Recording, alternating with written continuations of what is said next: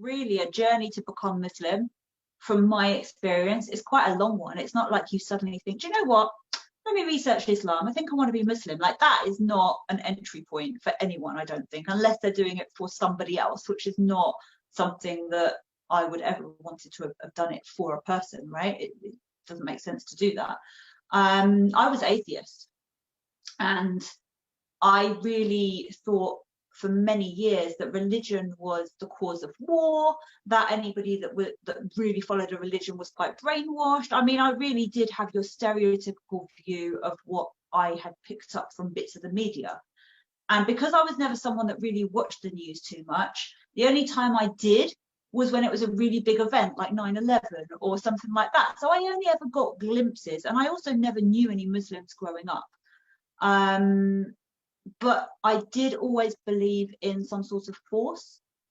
I believed what goes around comes around, and that everything happens for a reason. I'm someone that never really, although I had plans, I always knew that what was meant to happen for me would happen. So I did have some sort of belief, but it wasn't in something specific. And I think really the misconception that Jesus is God and all of that stuff, because I really didn't understand Christianity or any religion, to be honest, it just didn't make any sense to me. So I never really looked into them. But it just so happened that when I moved to London through university, I became friends with Muslims, but I didn't realize were Muslim. Okay, and that's people are always shocked by that, but not every Muslim is wearing a hijab. Not every Muslim is really practical, and that was meant to be for me. Like, because probably had they have been super practical, we would never have become friends at that point in my life. We would have been from two different worlds. But it just so happened that it got to a point where when I finished university, I found out, and it was at the end of my 3 years of uni, I found out that the people that I respected and that I kept close and had chosen to have as friends were Muslim, and they were all from different parts of the world. And I don't like to be naive, so I'm somebody who very much, I like to understand everything, whether it's good or bad. I'm not someone that will just believe something I'm told. If you tell me something, the first thing I'm going to go and do is go and research it. And so I realized, well, actually, these people that are close to me are Muslim, like, I should probably understand a little bit about what that's about, rather than what my presumptions are, because my presumptions were really quite negative, right? I did think that the women were kind of forced to cover, and that kind of broke it for me, because I was like, oh, wait, hang on, these are my friends, they're Muslim and they're not covering, right? And so I started to research religion as a whole, not just Islam. I read about Buddhism, Christianity, Hinduism. I was watching different lectures and like different, like those interfaith shows like Yusuf Istas and people like that. And then one of my friends said to me, come with me to the mosque, and she took me to a mosque. And actually, my first couple of experiences at mosque weren't great, because the first one, they spoke in another language in front of me rather than speaking in English, which I just thought was really rude.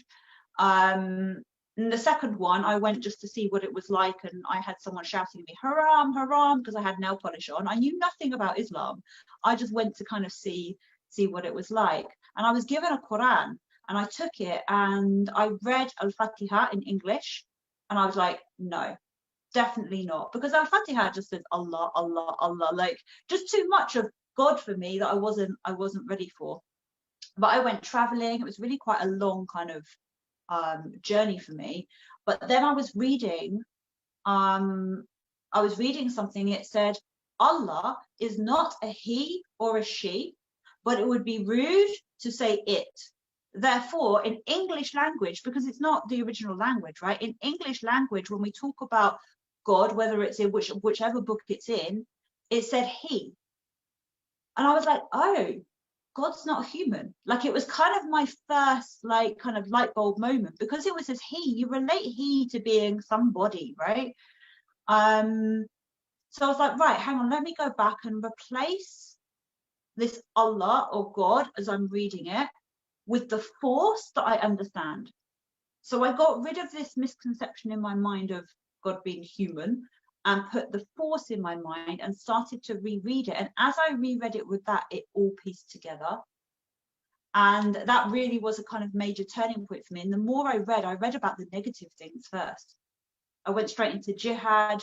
I went straight into the fact that a man can have multiple wives, the hijab, like anything which, alcohol, not being allowed to be drunk, like all of the things which to me were like, And as I read them, I was like, wow, they're actually really beautiful. Like when you understand the depth behind them. And from there, it was just a kind of learning journey and process of kind of really going through. And each problem that I'd faced in my life, I realized that if myself or any of those people that had been involved in those issues had have followed Islam, they wouldn't have had these problems in the first place. And so it was just really beautiful. It was really eye-opening. But the final kind of point for me was really understanding the science in Islam, because I believe in science, right? Because I have physical evidence of that. You don't always have physical evidence when it comes to religion. But when I realized that these physical evidences that I understood and knew were mentioned many years ago, way before we'd even discovered it or been able to test it, I was like, well, hang on a minute. Like, there's something a lot deeper here. So yeah, that was my real final turning point, was the science.